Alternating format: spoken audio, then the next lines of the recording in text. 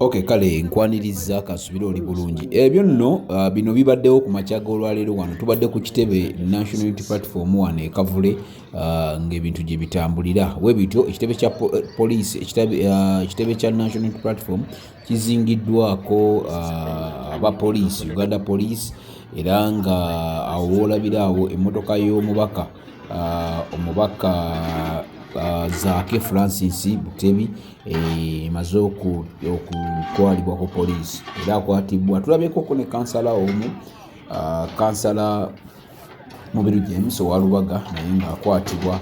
Wolaba nga already bali mu kukola byebyo, tetutegedde bulungi kiki kibaddewo, naye nga ensonga okuva mu nsonga semiyase that mulu balina poliisi yekengedde boliawo nga activities zirina okukolebwawo ndamu ediofisi ozanga tezigwanidde kwetuwulira ngo kale boliawo tetumugenda maaso nanga Francis yakwatiddwa Kabanga netwalibwa bakwatiddwawo ab'enjawulo byabadde bingi bakwatibwa batwalibwa era ekitebe kyebulunguddwa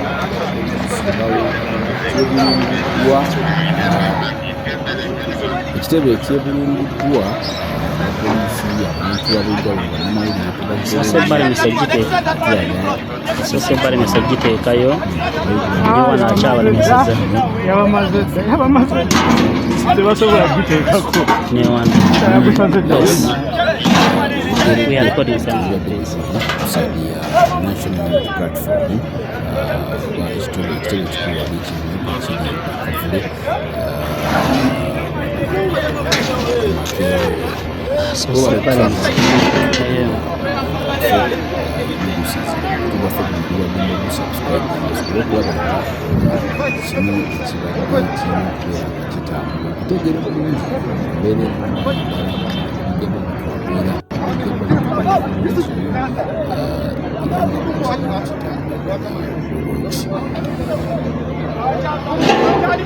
Sabra, why did you stand alone there?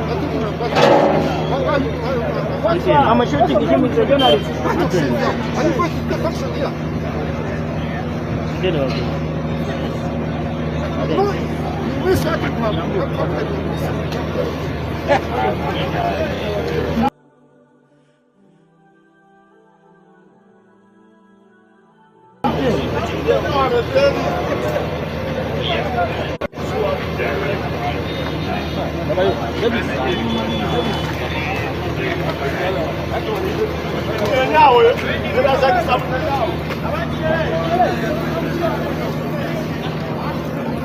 The situation is becoming worse. On Mubiru James has been arrested. Mubiru James owerubaga yakwatiddwa naye wo yayingizibwa mu drone yagaliddwa. There is an officer putting on a soldiers because he's intimidating the journalists.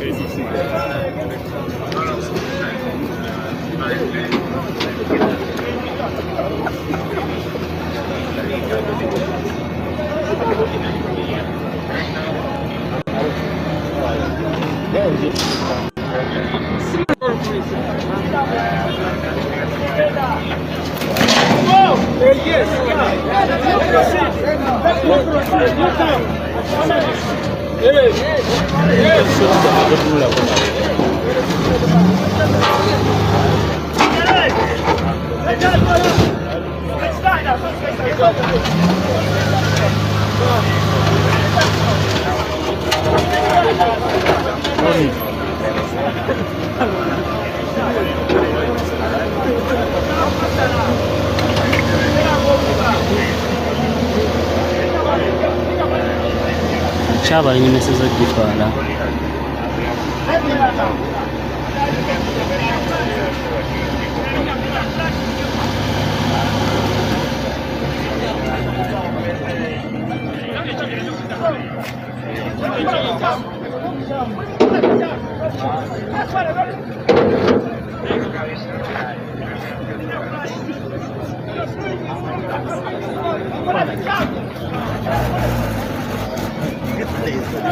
Oyo ye mubaka Zaki.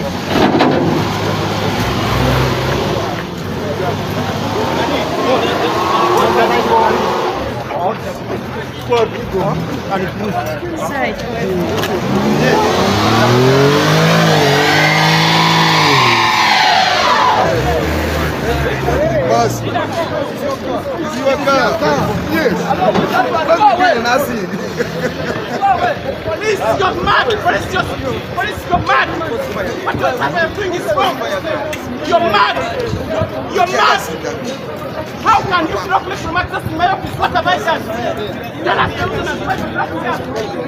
Tell us everything and why you're blocking me! No! What we had? You have seen them! You have protected them! You have protected people! You're blocking us from accessing our office! What you're doing is wrong! What is your wrong?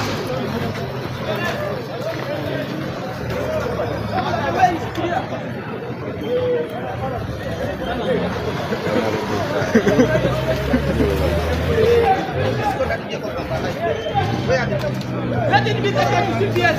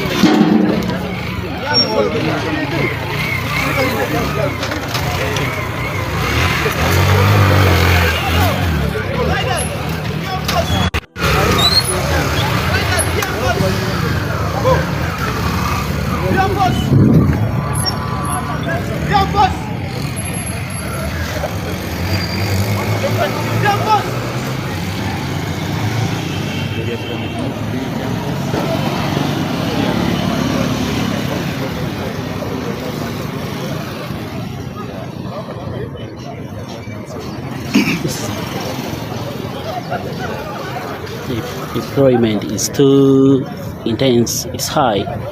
One of the officers, he has been intimidating the journalists, asking whether we have invitations to come here. They have been questioning the journalists.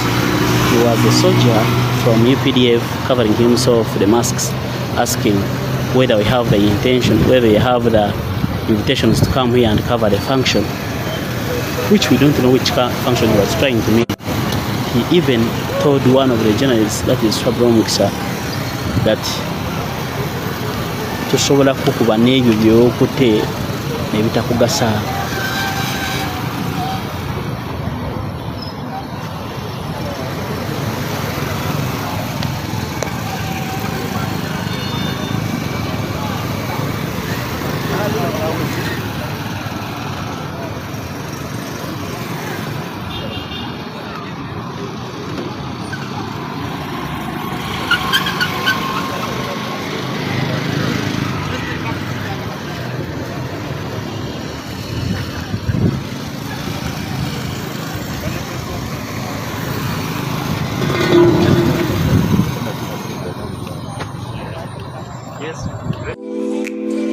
Embeera ekutabuseeko tebitambula bulungi, emirimu giguutaanye, byogata biganya okugguka. Tewejjusa, va mu kwekubagiza, jangu mu Glorious Consultancy and Agency. Obulamu butererenga bwe wabubala. Bano bagenda kuyambako okufunira visa mu nsi gy'oyagala yonna, bakumye passport, flight bookings, hotel bookings, airport pickups, company and any gig registration, business proposal writing, software sales, mobile app development, online radio and TV development, graphic designing. Jangu obwebuuzeeko mu bintu eby'enjawulo wamma obulamu butambulenga bwe wabubala. Tusange ku tebajjukira Akedde mu Ndeeba ku Masaka Road opposite Kalungi Motors, oba tukubireko. Glorious Consultant and Agency, serving to satisfaction.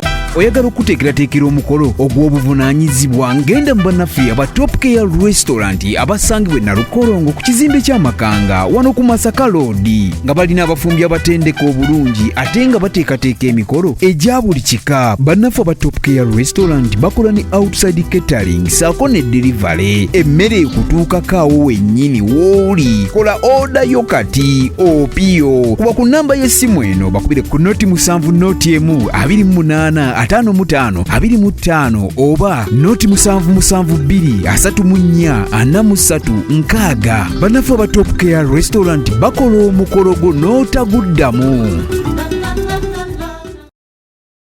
Gwe omuzadde eyitaze essomero erigenda okubangulira omwana wo nga muyiiya mukozi ate ayite ne first grade katukwanjulire Shehan Standard Day and Boarding Primary School abagenda okuteeka ebyensoma by'omwana wo ku mutendero ogusingira ddala. Empisa, eddiini, ebyemizannyo n'obuyiiya bwonna tubikulembereza ddala ng'ate ebyokulya n'ebyensula bya mulembe ddala. Tulina n'entambula eri abayizi abaviira ewala. Gwe ate omuzadde eyandiyagadde omwana wo okuyita ne first grade totunula obulala wonna. Okwewandiisa kugendera ddala mu maaso okuva ku nursery paka ku kibiina eky'omusanvu. Day ne boarding ng'ate n'ebisale birungi ate bisobokera ddala. Jjukira nti requirements zonna omwana wo azisanga ku ssomero. Tusangibwa Lubaga mu Bulwa Zone okuliraana 24/7 Motel.